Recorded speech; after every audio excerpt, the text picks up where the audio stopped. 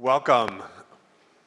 I'm Colin Oriens, the Director of Environmental Studies, and I'm super pleased to welcome you to another edition of the Hoke Cunningham Environmental Lectures. I'm really pleased to have you. Before I introduce today's speaker, which I'm really excited to do, wanted to see if there are any announcements. I know there's an event tonight. Is that your, okay.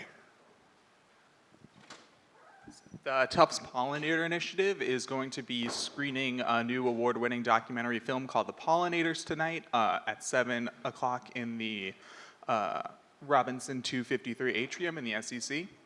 Come at 6 o'clock for like a little pre-screening party. There'll be food, honey tasting, and a bunch of other stuff. So yeah.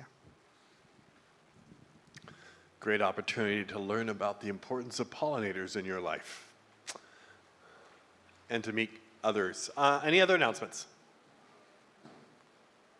Okay, it's really my pleasure to introduce Michelle Wyman from the Executive Director of the National Council for Science and the Environment to Tufts University. I've known Michelle now for 3 years in my role of being a part of this organization that she's leading so wonderfully. So Michelle has a long history working in science policy, science diplomacy, and we're going to learn a lot about some of the lessons that she's learned and some of the challenges that she has, but she's really, as an organization and as an individual, she's really trying to find ways in which we can sort of think about effective policy that gets embraced by many, many people from different political persuasions. She was born in Arlington, Texas, went to UT Austin, and then did her graduate work at NYU. But she's been working over 20 years in governments, local, national, international governments, trying to sort of get people to work together around energy and sustainability, climate, environmental policy. One of the things that I have just loved in my working with her is just how careful she is at listening and sort of taking in diverse perspectives, and I think you're going to get a sense today of sort of the power of diplomacy, which is being a good listener as you think about policies that are effective. So I won't. She's worked for the World Bank. She's worked for the government. She's got so much experience, and I hope you all find something inspirational in this presentation. Thank you for coming.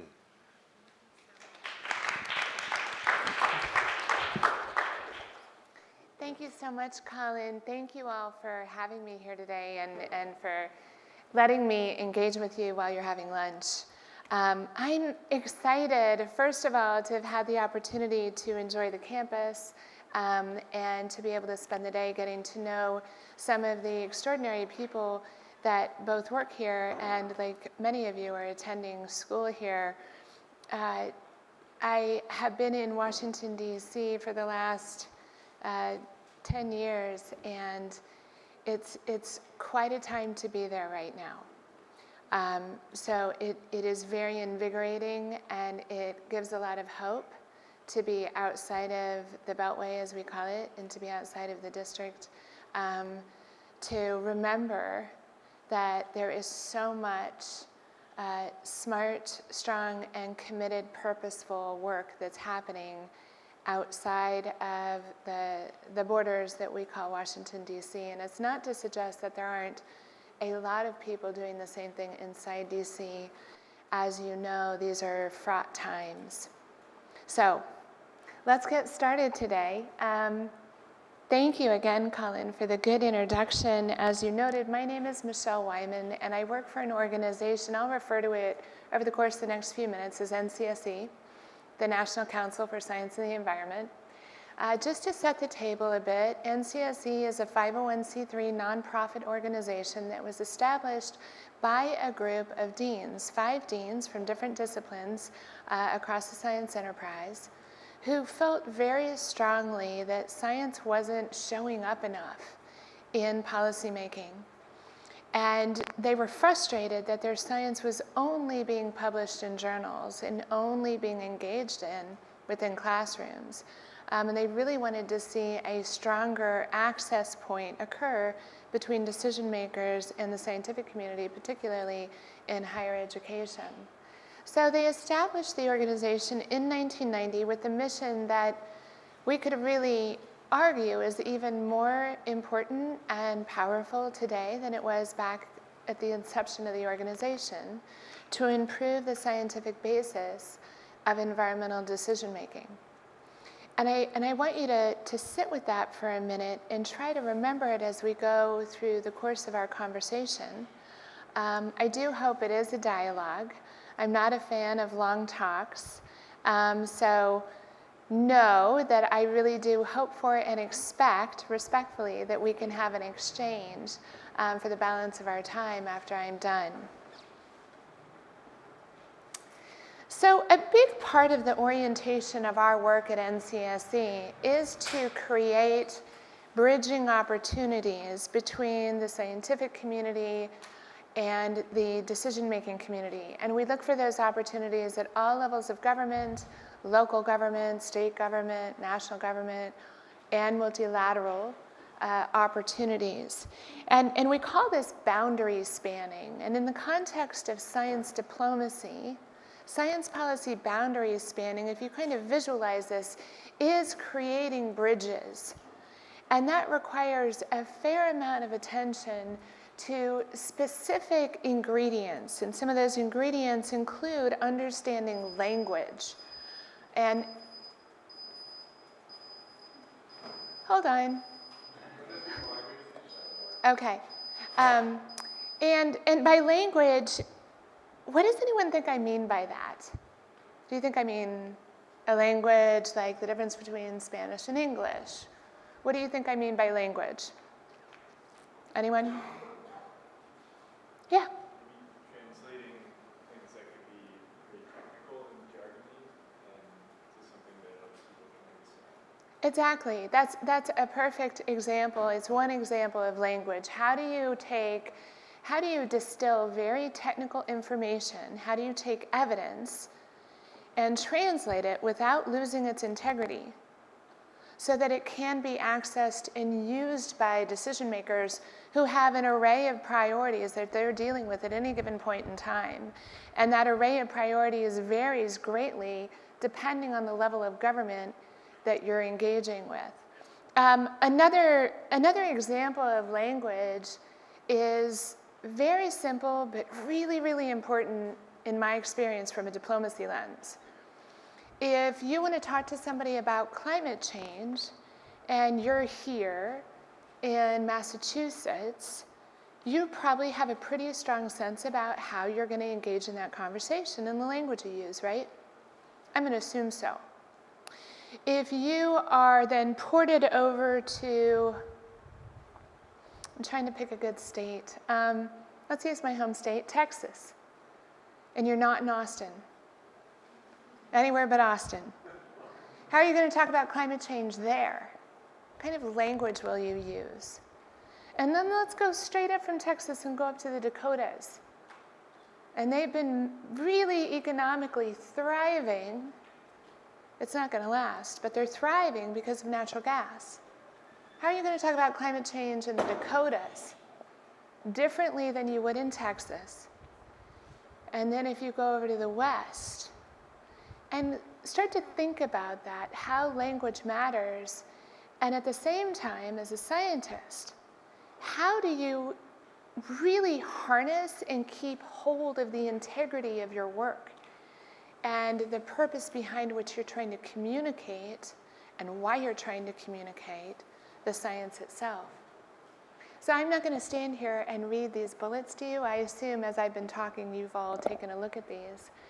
These are really the opportunities and the outputs that effective boundary spanning in the science policy space can lead to. And it sounds kind of obvious. And I love, one of my favorite things when I talk about NCSE and I talk about our mission, and I'm with the room, and I say this with great regard, Colin, and for other faculty members in the room, when I say, this is our mission, to improve the scientific basis of environmental decision making. And most everyone says, yes, That's great.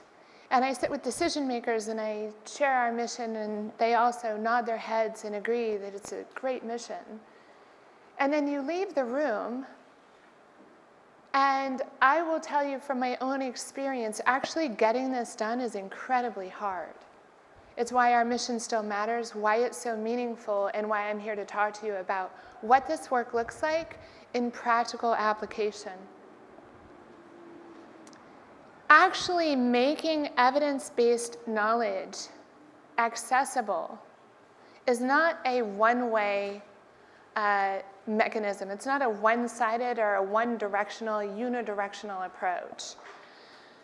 When you're actually trying to establish the pathway for science to be utilized by decision makers, and for decision makers to utilize that science, we call that internal to the boundary spanning space, which is actually an established field of expertise that's growing.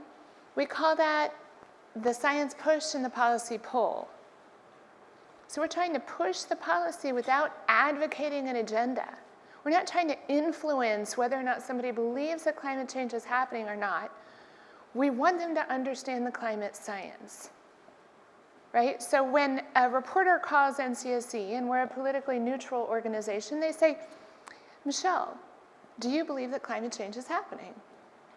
I answer in good political form by saying, I believe the climate science.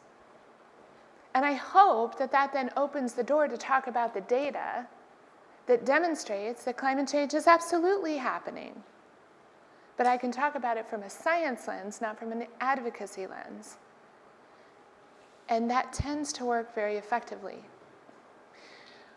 What is challenging is to create the science push and the policy pull in a loop. So over time, part of our goal at our organization is to create this ongoing function where science is being utilized by decision makers. All of a sudden they see a policy win because they've used the science. And they start to realize, hey, you know what? I actually have a question about a policy I would like to see realized. So I'm going to call a scientist over at a university in our town, a trusted institution, a recognized place where knowledge is created, and I'm going to ask them if they can help me out. And we start to see a loop that is a continuum. That's our goal. So let's take a little bit of a walk together, starting at the federal level, and we're orienting today around climate policy, not because I'm trying to assert to any of you that is the most urgent global environmental challenge that we are all facing. It is. But I'm actually using it because it's the most current policy example in the context of the science policy boundary and challenges and opportunities that I can highlight a lot of this work around. So with the 116th Congress in January of 2019, the House Select Committee on the Climate Crisis was established. And this was something that came out of, I don't know if any of you are familiar with the history. By any chance, does anyone here know what I'm talking about? Okay, this gives me a good sense of where to start. So in the fall of 2018, that's where the midterm elections occurred. And this was a big election cycle at the state level and at the federal level. The Democrats took back the House, and before the midterms, there were 36 Republican governors in office. And after the midterms, less than half of the governors in the United States were Republican. So there was a big shift of the political pendulum. It swung, right? And before the midterms occurred, I think it was literally right before, Speaker of the House, then Minority Speaker, Nancy Pelosi, at his press conference said, you know, if we win, and I honestly can't remember if it was right before or right after. She either said we won or if we win, can't remember. We need to establish a committee dedicated to looking at climate change and giving it due consideration at the federal level, at least on this side of Congress. Shortly thereafter, you may have remembered in the news, a number of young activists stormed the Senate building, went to Pelosi's office, and had a series of sit-ins. They were part of the Sunrise Movement. Does anyone You know what sunrise is? Okay, just want to make sure. And these activists, they did a series of sit-ins basically demanding that strong climate action take place with this new Congress. And so it fortified the commitment by Speaker Pelosi to establish this committee. It was established. You can read the purpose here. And this is the makeup of the Select Committee. So for those of you that are interested in unpacking, and I understand from Colin that some of you today even have to put together an analytical piece on our conversation, take a quick look, do a search to see what the Select Committee has accomplished since it was confirmed in January of 2019, right? 14 months ago. Take a quick look. And I'm not going to go into that because I actually want to keep this at a science policy and science diplomacy level and not get into the granular details of the productivity of different levels of government and the different mechanisms they have for that productivity. But it's really interesting to think about how does a committee that then has been confirmed and given a mandate, how do they actually get their work done? And what does that trickle up and trickle down effect look like at different levels of government? But you can see it's not a complete balance, but it also may not be as imbalanced as you would have thought. I also think it's very interesting, and I'll just, from a political lens, share that Kathy Castor, who's the chair of the committee from Florida, anybody know what's going on in Florida politically? So at the midterms, a governor was elected, Governor DeSantis. He's recognized and loud and proud as a right-of-center Republican. He's a conservative politician with a conservative voting history. He just this past year established the first ever Chief Resilience Officer for the state of Florida. And that position is being operated out of the office of the governor. And that position is tasked with helping the state become more resilient. And you know, a lot of the time people talk about adaptation and resilience. They're two different things. They're the same thing. They get mixed up. I will tell you, for a lot of conservatives, resilience is a word that works because it gives them a little bit of cover to also do mitigation, not only adaptation. It's a bit broader, and you can couch things under the position of a Chief Resilience Officer that include greenhouse gas emissions reductions. Another interesting thing that has happened recently at the science policy level was a climate science research report. And this person here who you see, this is Senator Sheldon Whitehouse. He's a senior senator. He's been in office, I don't know off the top of my head the number of years, but for many terms. He's from the state of Rhode Island, and he is one of the most vocal advocates for strong climate policy in Congress and has been for many years. And right now, I would say he's probably the most vocal. And he is extremely political. However, all of his politic is fully informed, and if you ever have the opportunity to meet him, is fully informed by data.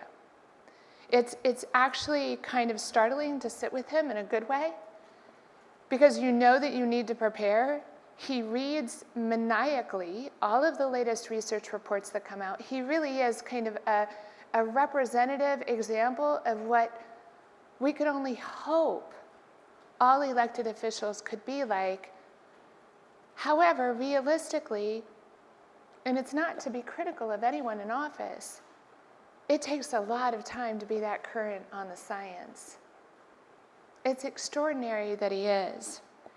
And he called us back at NCSE in the fall and asked if there was any kind of a report that demonstrated the current level of climate science research across the university landscape in the US, if any kind of research like that existed.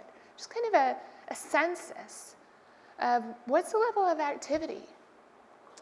And I went over and sat down and talked with him, and I had done some homework, and I said, you know, there isn't anything like this. There's nothing that really captures, here's how much research is happening in different universities across the country and the kind of research and the states where it's happening and those universities. We don't have anything like that. And we started unpacking it, and I asked him, why? I mean, I knew why I thought it would be really important to do. I wanted to understand why he thought it would be important to do. And bearing in mind, as I said, he is a very strong, articulate, and informed elected official. He also really understands the importance of science diplomacy. And we agreed together when we sat down that the purpose behind doing this research report was to demonstrate to decision makers that climate science research is happening at public institutions in every state and all territories in the US, regardless of the politics of that place, regardless if the governor is Republican or Democrat, regardless if the state house is majority held by Republicans or Democrats. And so here are just a couple of the findings that came out from this report. We had to do a quick one, so we couldn't capture all of the universities, but we looked at 80 public universities, the largest land-grant universities in the country, one in every state in each territory. And we determined between 2014 and 2018 that more than 10,000 papers had been published on climate science. I also think this is really interesting and really useful when you think about science policy boundary spanning, that the science research that's occurring is very often and most often from the look that we took from our research, focused on locally relevant topics. And so we kind of highlighted these here for you. And imagine if you're an elected official, again, at the state level, or at the local level, city, county, regional government, and you're trying to make decisions about the impact of a water policy, of a public health policy. Wouldn't it be helpful to lean into the scientists at your local institutes of higher education? To really be able to have the most current science, to have evidence-informed decision-making, to have data that is defensible when you then get into a political discussion about a particular topic. There are many uncertainties in the policymaking process. One of the few things that is certain is people don't come to the table in elected office, generally speaking, all in agreement. So there is going to be a debate. And having the benefit of data in your pocket that's defensible, that you can cite and give attribution to, doing it in language that's understandable, is incredibly powerful. And if you look at some of the policies that have been the most durable over US history, you will see this reflected in those. Durable and resilient policy is what we really, really look for. And we have great examples: the Clean Air Act, the Clean Water Act, NEPA. So stepping to the state level now, I want to talk a little bit about an effort that I was a part of for several years called the Governor's Accord for a New Energy Future. And you'll note the first bullet point, we established the accord in 2015. We didn't publicly launch it until 2017. It's 2 years of time. Here's why. So the goal of the Governor's Accord for a New Energy Future, and just in the political time frame, let me make sure that we're all on the same page here. So 2015, we had a different person in office. We had a different person in the White House. We had 36 Republican governors in the country.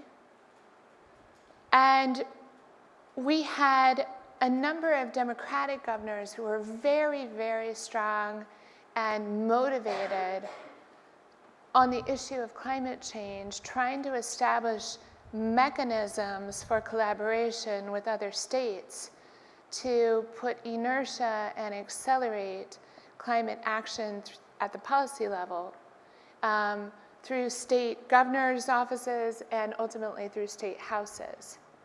So a group of 4 governors came together and decided that they wanted to launch this effort of the Accord. And the Accord is an interstate, governor to governor initiative. It's not loud and proud. And it doesn't mark its success and impact by media hits. It's a very discreet exercise. I was approached by these governors and invited to bring the Accord over the wire, so to speak, to bring it to its launch point. And I said, it's a terrific opportunity to work on climate. I'll do it. And when I first started, I had no idea that it would take 2 years of relationship building, of trust building, with every state that we were ultimately able to secure a governor from. 2 years of time before we actually went public. Because our aim was for the Accord to be not kind of superficially, but genuinely bipartisan. And that we would create a platform where governors and their senior staff could come together and ask any question about climate change, because we created this safe and trusted space. Another one of our goals was to create opportunities where states could work together to pursue investment opportunities that would accelerate more climate-friendly technologies and help grow an employable workforce that understood what the clean energy future looks like and the potential that it offers. These were the priorities that ultimately the 17 governors that were signatories when we announced the Accord in January of 2017 agreed on together. Now, underpinning all of the Accord, remember, why did we start the Accord? To accelerate strong action on climate. Do you see any language here that explicitly calls that out? Remember what I said about language, it matters. Every single one of these priorities, every single one of them, tracks directly to reducing greenhouse gas emissions, but we didn't talk about that in our work. We built trust, we dug deep, we worked on policy sets together, and we worked across in state collaborations that were unheard of between states like, at the time, Michigan and Nevada, Iowa, along with California and Washington and New York and others that you might assume. Now the Accord has been put, let's say, on a low back burner, on a low simmer for now, because it's not quite as needed. Why is that? The midterms happened, and like I mentioned before, less than half of those 36 Republican governors are now in office. So the pendulum swung. And as a result, something called the U.S. Climate Alliance was launched. The U.S. Climate Alliance is an outward-facing, loud and proud, and not only domestic, but also international, governor-led effort to demonstrate that the U.S. is strong on climate, that state action is continuing to move forward, and being guided by the targets called out in the Paris Agreement, which was the subsequent treaty that was executed 3 years ago at the COP. You probably remember hearing about this in the news. Some of you may have been directly involved and attended. I think what's worth noting here, taking absolutely nothing away from the Alliance, it's an extraordinary effort and they're doing phenomenal work, is of the 25 governors, 3 are Republican. This is hard. Science diplomacy is hard work. It's not a one-touch effort. And what makes it even more challenging is keeping in mind that elected officials have terms. Election cycles occur. You build trust and relationship, and then they move on. In some instances, they don't. And that can either be a plus or a negative. It depends. But these are all component pieces to consider when you're working in a space of literally trying to build bridges that are strong and lasting between the scientific community and the policy community. So at NCSE, one of the ways that we are trying to build those bridges to be lasting is through programs that, with purpose, bring scientists and decision makers at different levels of government together. Many years ago, Applied Solutions was established. It was a nonprofit. It was incubated, and this is interesting, and seed funded by Sonoma County. Does anybody know where Sonoma County is? Anybody know anything about it? Yeah? So Sonoma County is Northern California. It's wine country. It's beautiful up there. They've been in the news a lot in the last couple of years. Do you know why? Not for wine. Fires. So let's see if I can get my years straight. Fall of 2018, I believe. I may be off by a year, but I don't think so. Sonoma experienced the most intense firestorm, and it was a new phrase that had been coined up in its neck of the woods. One of their county supervisors serves on our board. She's an elected official, and she describes flying over the county the day after the fire went through. Many lives were lost. And she said it looked like flying over a war zone. For many of us, we don't know what that looks like. She's of a generation that she said was absolutely devastating because it reminded her of what she had seen in years past. Applied Solutions is a mechanism from our perspective where we can take issues that are very current and very relevant for local governments and strengthen the work around those issues by engaging our scientific community in real time. And if we get this right, we would like Applied Solutions to be able to react even more effectively when there is an extreme weather event like the firestorms. I think what's really sobering is those firestorms that occurred last year. They were in 2018 known as the state's most intense they'd ever experienced. And then we know that the Paradise Fire happened, and that superseded the intensity and the loss of life and the economic losses of the Tubbs Fire in Sonoma. And then last year, the fire, I can't even remember the name of it right now, there are so many, that overtook the intensity of the Paradise Fire. So we're on track annually now to have more intense fires in the state of California than we did the year before. And you've heard references to the 100-year flood. For local governments, they plan a lot around the 100-year flood and the 50-year flood, and they do a lot of their projections and their budget decisions are based on these flood events.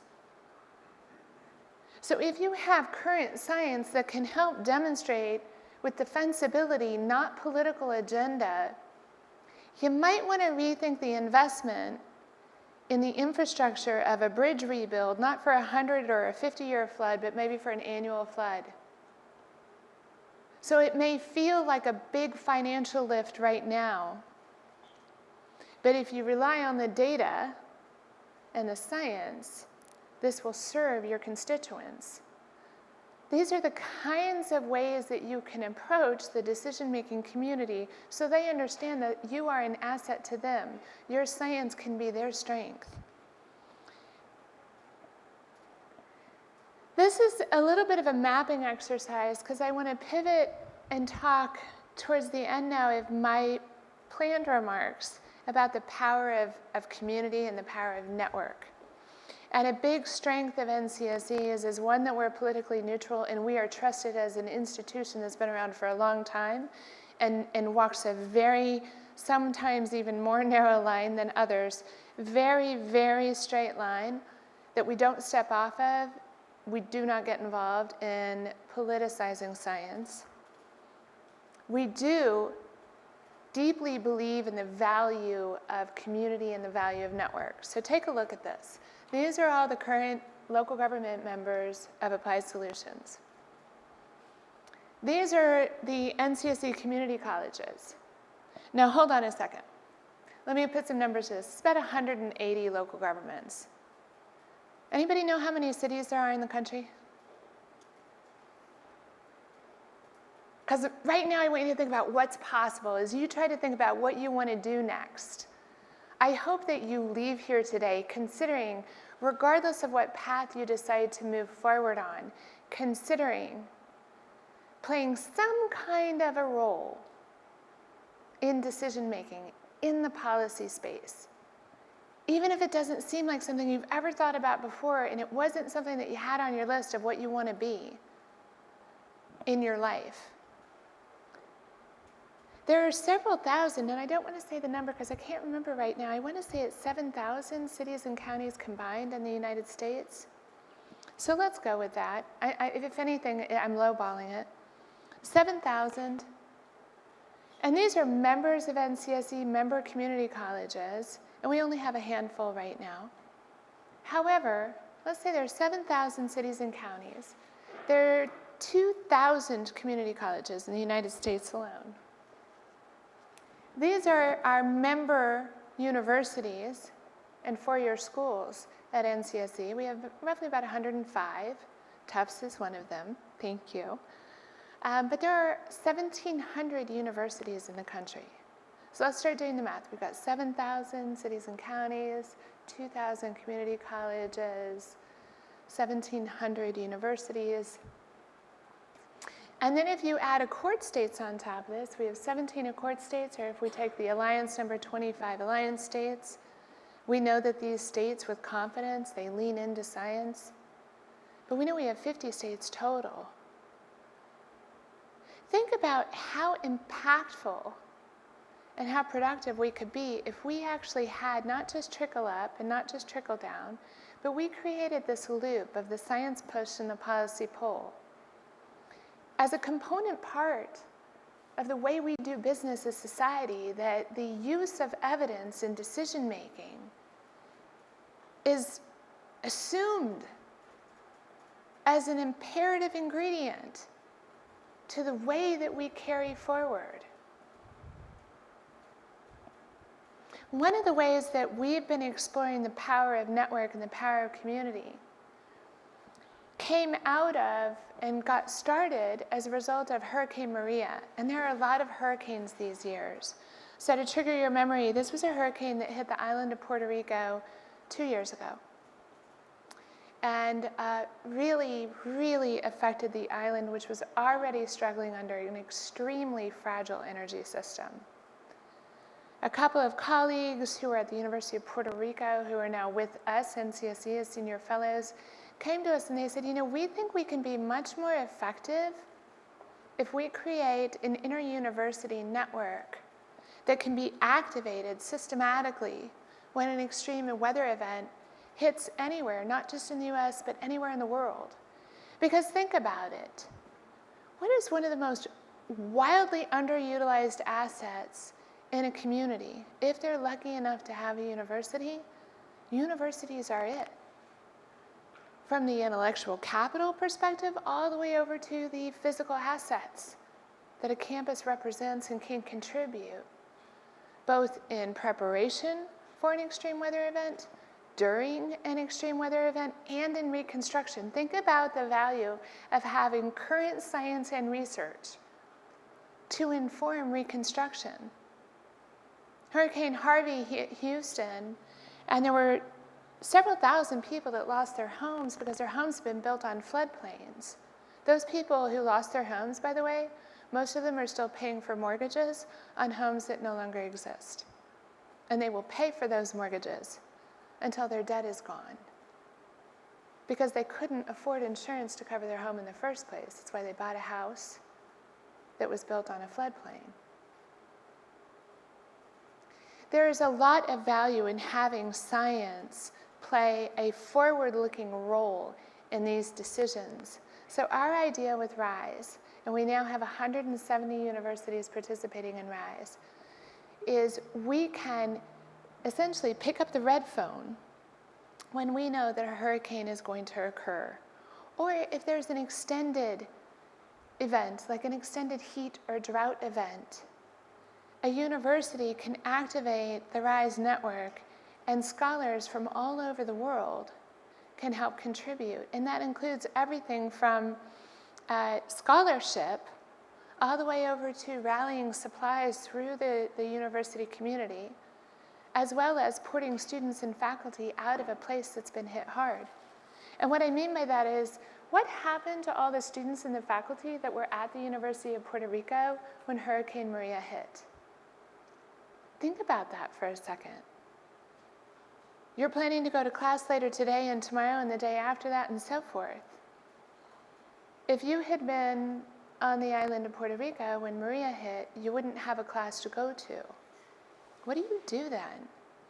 What happens? What's the system that kicks in? What about your student loans? What about your education? Is this going to delay your graduation? How will you get a job? So we're trying to think about the RISE network as a powerful way that we can engage the scientific community, the university complex, and connect it directly to local decision makers, and then also amplify this platform to state elected officials and the federal government. FEMA's already been relying on RISE as some of the work it's been doing in Puerto Rico since the earthquake series hit just a couple months back. Networks are incredibly powerful. How do networks work, and where does their lasting impact come from? Relationship and trust building. They don't come from a place of asserting certain language and certain belief systems. And that's the beauty of science. You don't have to go there. You've got data and research in your pocket. So this is just a quick snapshot of some of the universities that are involved. I hope soon to include Tufts in this list.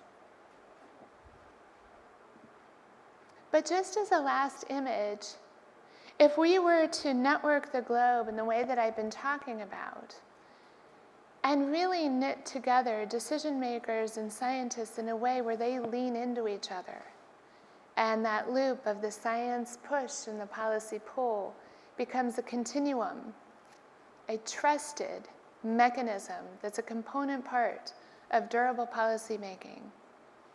I genuinely believe that we have the power together to have great impact immediately and in the long term on the more urgent environmental and more complex social problems the world is facing today. So I will pause there, and I thank you all very much for your attention the last few minutes, and hope we can have a conversation now.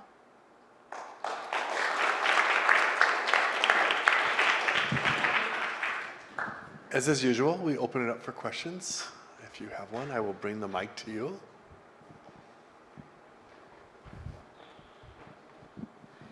Thank you so much, Michelle. I was wondering if you could speak to the role of Sunrise in helping to push a real policy change. Or not. Yeah, you know, it's a really interesting question, and I will tell you that one of my answers, it depends on who answers it, right? Some people might answer that question by saying, actually, Sunrise has been a really, really difficult movement, let's say for moderate Democrats, that have been trying to kind of hold a balance and retain some of the intention of some of the more moderate Republicans, particularly in Congress. And others would say, Sunrise has been precisely what we've been waiting for. We need a loud, strong movement. We need a place where young people can contribute their voice. And we need to feel fortified by that constituency. But it really depends on who's asking. And you'll note in the questions that you all ask, if they're like this, I make it a point of not giving you my personal opinion. But this comes very much from a place of my experience navigating complex environmental policy issues over the course of 3 decades, working with policymakers at all different levels of government. And I think there's value to movements like Sunrise without question. And there's value to the US Climate Alliance. But the reason that I really drew your attention to the number, the balance now, 25 governors in the alliance, 22 are Democrats, 3 are Republicans. Now keep in mind that the overall shift of Republican governors and Democratic governors is different. There are more Democratic governors who are holding governorships now than there were before the last midterms. However, the imbalance, regardless of which party, it keeps progress from happening at a pace where it can.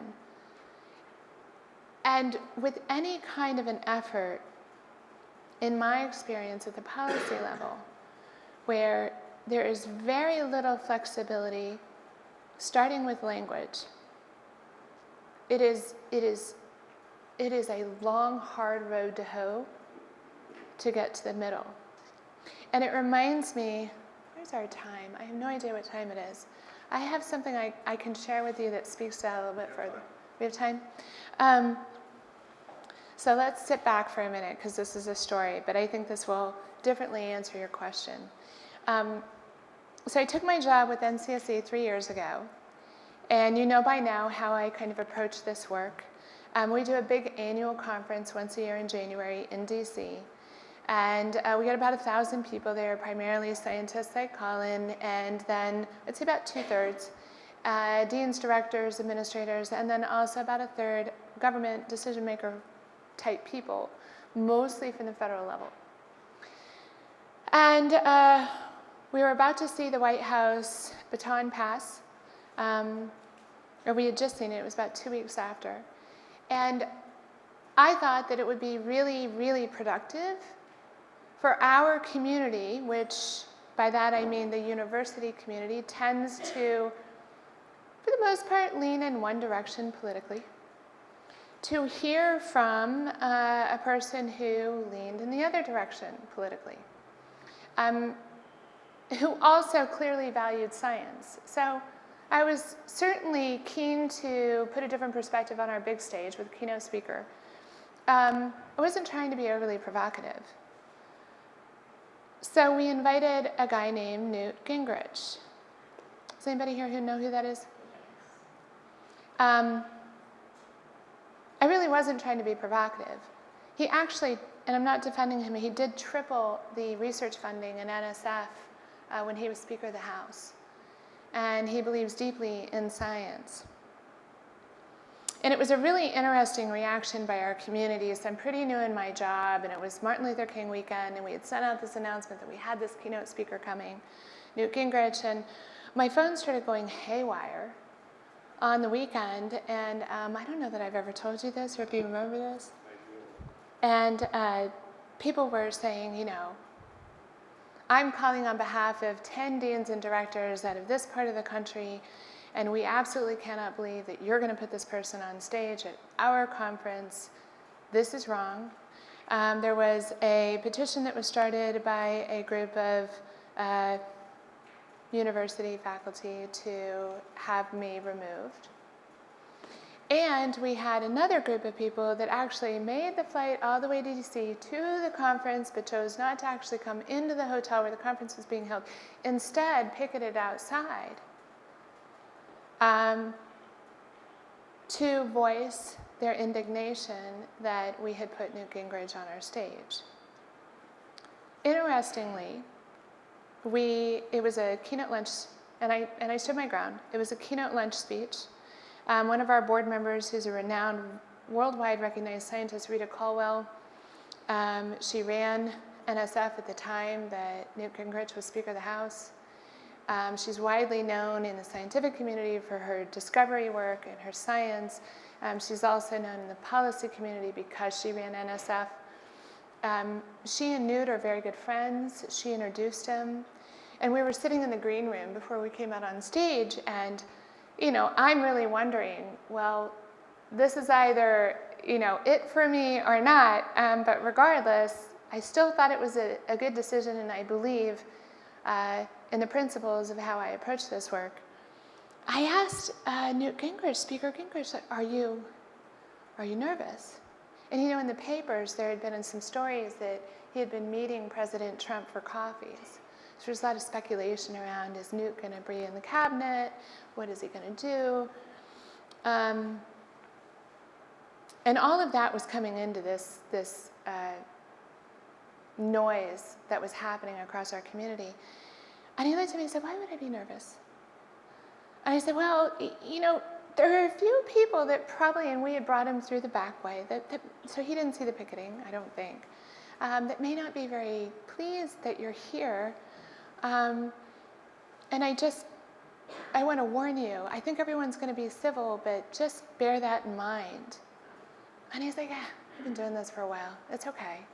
I'm used to people not agreeing with me, and I know that a lot of people don't believe what I believe, and that's all right. So I said, okay. Because Rita is known and trusted as a scientist, she came out, introduced him. We walked out from the green room. They went behind the curtain. I went out to the front of the room, and I look around.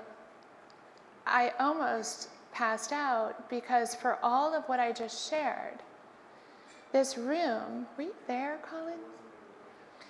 This room, which was the biggest ballroom in the, you've been to conferences, was standing room only. It was the most widely attended event, not only of that conference, of all of our speakers. We've been doing this conference for 20 years. So it's interesting to think about. For all of the reaction, people still wanted to hear what he had to say. And he came out on stage, and there were people lined against the walls of the ballroom, and he said, I heard from a little bird that I should be nervous maybe to be here in front of all of you. And I'm not really nervous. Are any of you unhappy that I'm here? If you're unhappy that I'm here, raise your hand. The entire room raised their hands. Everyone. And I just thought, and Rita looked over at me, and she's a board member, she still is, and I'm sure she was thinking, like, what are we doing, Michelle? And then he looked across the room at everyone, and he said, I think that you all have it wrong.